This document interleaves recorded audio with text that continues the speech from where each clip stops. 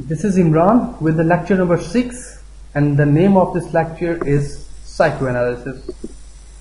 As you know that the psychoanalysis is a very broad school of psychology, so I have divided into 3 parts. Every part will be of 10 to 12 minutes. So today we will discuss about conscious, preconscious, unconscious, id, ego and superego. So first we will move on to the definition of psychoanalysis. Psychoanalysis is defined as a set of psychological theories and therapeutic techniques that have their origin in the work and theories of Sigmund Freud. So everything that has that belonging from psychological theories and therapeutic techniques of Sigmund Freud, that will come into the psychoanalysis. The core idea at the center of the psychoanalysis is the belief that all people possesses unconscious thoughts, feelings, desires and memories. The main idea, the center idea of the psychoanalysis is that all things that belongs from our unconscious, and to bringing that content from unconscious to the awareness to the consciousness, so there is a process. So that process is called psychoanalysis. What is done in the psychoanalysis? The content from unconscious to consciousness. The transfer the content from unconscious to consciousness. So this process is done through catharsis. So by bringing the content of unconscious into conscious awareness, people are then able to experience catharsis and gain insight into the current state of mind. Yes, through the process of catharsis, the content can be brought from unconscious to conscious awareness. Now, what is unconscious mind, conscious mind and preconscious mind? The unconscious mind. In Freud's psychoanalytic theory of personality, the unconscious mind is the reservoir of feelings, thoughts, urges and memories that outside of our conscious awareness. So what exists in the unconscious mind? The feelings, thoughts, urges, memories, everything of all these 3/4 parts that might be urged, that belong from unconscious. Most of the content of the unconscious are unacceptable or unpleasant, such as feelings of pain, anxiety or conflict. So most of the content in the unconsciousness is belonging from unacceptable or unpleasant thoughts or feelings. So these feelings might be depressed, might be anxiety, might be painful. What is conscious mind? The conscious mind consists of everything inside of our awareness. This is the aspect of our mental processing that we can think and talk about in a rational way. Yes, the conscious mind is the current state of mind, the current awareness, everything that possesses in the present, in the consciousness, in the awareness, that will come in the conscious mind. Like I am speaking to you, I am delivering a lecture to you, so that is in my conscious mind. Right now I am in the current state of mind.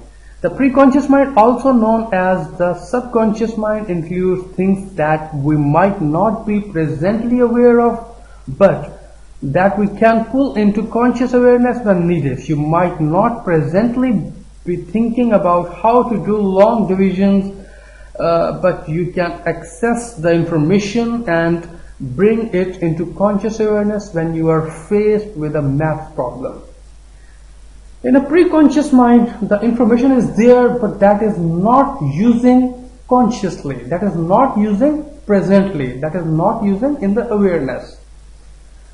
I can give you an example that right now I am delivering you lecture, but if someone asks me that, can you solve a math problem? Then my mind will go through that problem, that formulas. So formulas are in my mind, but I'm using when it is needed. So in preconscious or subconscious mind, one thing you have to keep it in your mind, that information is there. Information is there, but a person use it when needed. So if you remember these lines, then it would be very easy for you to understand the preconscious mind. How unconscious information brought into awareness? Freud also believed that he could bring these unconscious feelings into awareness through the use of technique called free association. Yes, the important question is that how unconscious information brought into our consciousness. When a psychologist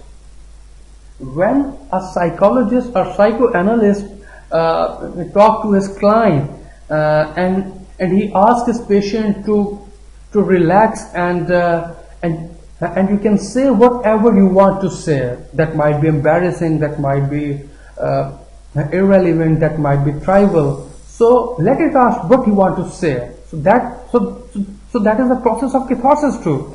By tracing these streams of thoughts, Freud believed he could uncover the contents of the unconscious mind where repressed desires and painful childhood memories existed. So Freud believed that by the process of free association, by the process of catharsis, he can uncover his unconscious thoughts, feelings and desires. That might be childhood desires, that might be youthful desires. Every desire he can uncover. Every painful thought he can uncover. That was the Freud's argument. Another topic, that is what are id, ego and superego. Number one is id. The id is the only component of personality that is present from birth. The id is driven by the pleasure principle, which strives for immediate gratification of all desires, wants and needs. If these needs are not satisfied immediately, the result is a state of anxiety or tension. One thing you should keep in your mind, that it wants satisfaction at any cost. That is why it is called the pleasure principle. So it wants immediate gratification, immediate pleasure for all of its desires. So that is the definition of id. For example, an increase in hunger or thirst should produce an immediate attempt to eat or drink. If a person feels thirst or hunger, he will immediately need it to the water, to food, or everything that can make him gratify or pleasureful. Ego is the reality principles of personality. Ego mostly dependent on the reality. Ego mediate between id and superego. You should keep in your mind one thing, that superego is a moral principle. Okay, superego is the ethics, the ethical principle, the moral principle. In many cases, its impulses can be satisfied through a process of delayed gratification. The ego also discharges tension created by unmet impulses through the secondary process, in which the ego tries to find an object in the real world that matches the mental images created by its primary process. Now, two terms are used in the field of ego. Number one is delayed gratification and number two is the secondary process. First, you should know about what is delayed gratification. Delayed gratification means that ego wants satisfaction. The id wants satisfaction, but ego keeps the id calm and says, let it wait and then you will be gratified. Suppose a child is watching movies on the computer or on TV, and her mother came and asked her that you should prepare yourself for the exams. Your exams are very near, so please switch off the TV. And the child satisfied herself that, okay mom, I'm switching off TV, but when the exams will be finished and I will watch movies. What does it mean? That he is satisfying by the delayed gratification. So you should keep this thing in your mind. And what is secondary process? The secondary process is the unmet impulses through the secondary process. A person who is not able to purchase expensive things, then there might be some alternative things. If there are some brands, then there are some local products are also available in the market. So that person satisfied himself or herself with the secondary process, with the local brands. And superego, the last component of personality to develop is the superego. The superego is the aspect of personality that holds all of our internalized moral standards and ideals that we acquire from both parents and society, our sense of right and wrong. The superego, the last line, what is saying that? The superego is our sense of right and wrong.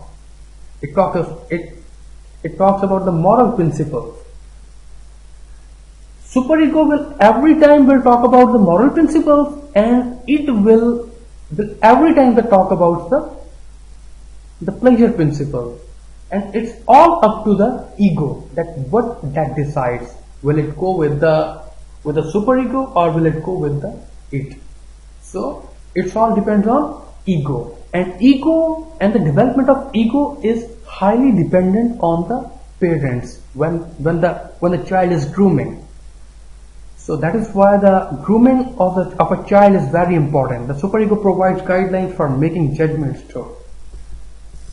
So this was the lecture number 6, and we have talked about the part 1. If you have some questions or if you have some problems, then you can also ask me in the comment box, and I will say goodbye till the next lecture. Thank you.